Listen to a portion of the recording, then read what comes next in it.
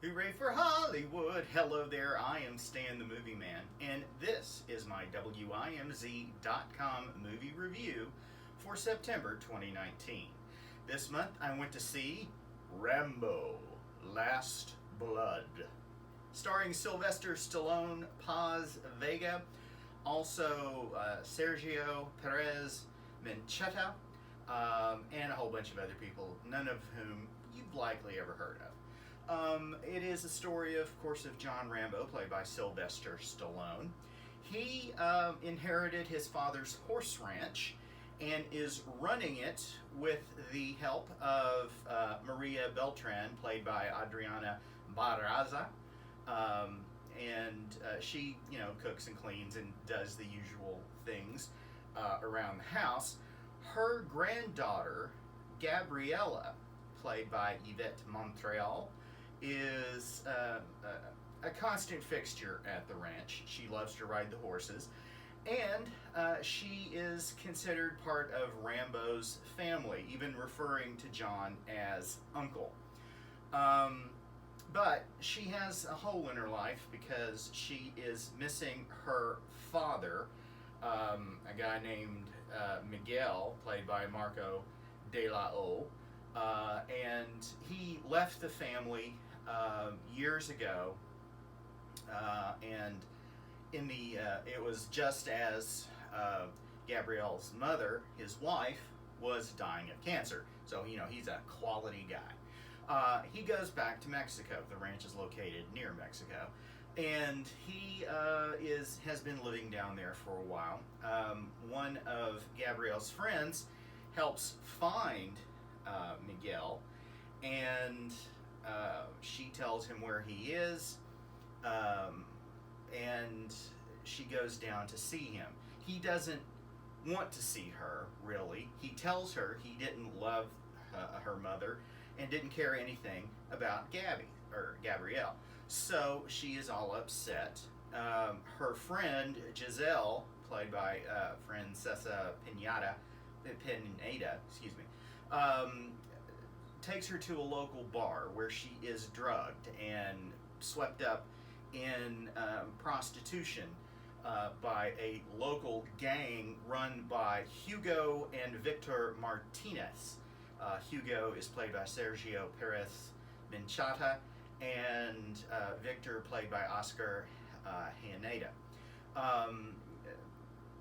When Gabrielle doesn't come home, Rambo goes looking for her and finds that she is now being forced to do prostitution, but he gets beat up in the process, and is found by a reporter named Carmen Delgado, played by Paz Vega, who her sister was also forced into prostitution. That sets Rambo on a course of revenge and death.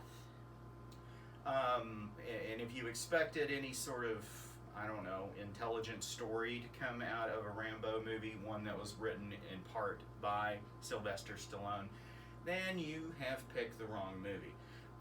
What this is a horror movie, but it is in the guise of a revenge thriller, because it has some of the goriest deaths that I have ever seen. It puts most horror movies, even R-rated horror movies, to shame with the kind of gore, the blood and guts that gets spilled in this film.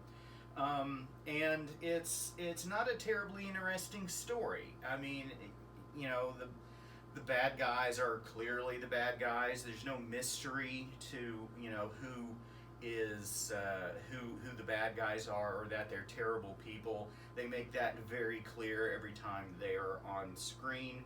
And all the bad guys are Hispanic, so you get that sort of us versus them mentality.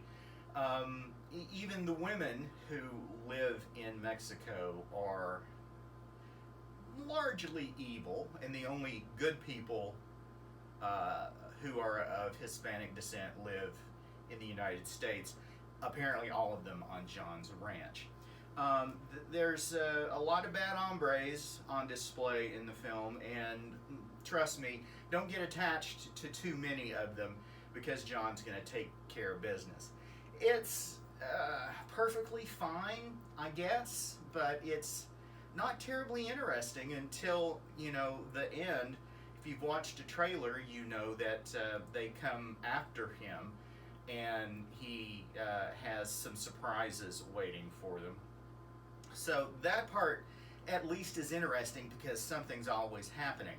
Not a lot happening for the most part through most of the film. Considering it's a little less than 90 minutes, Rambo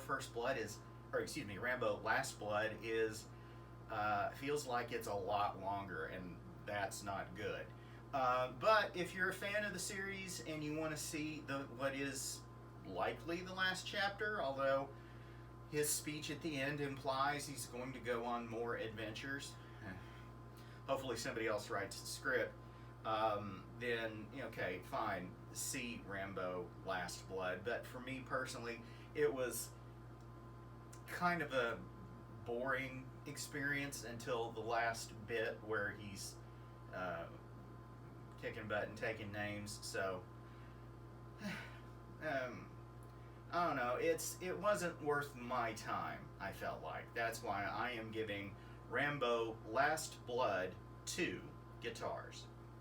Go to WIMZ.com in the blogs section and check out my complete review of Rambo Last Blood. You can check out my weekly reviews at StanTheMovieMan.com. Listen to my new podcast I do with my wife. It's called Comedy, Tragedy, Marriage, and you can get that wherever you get podcasts.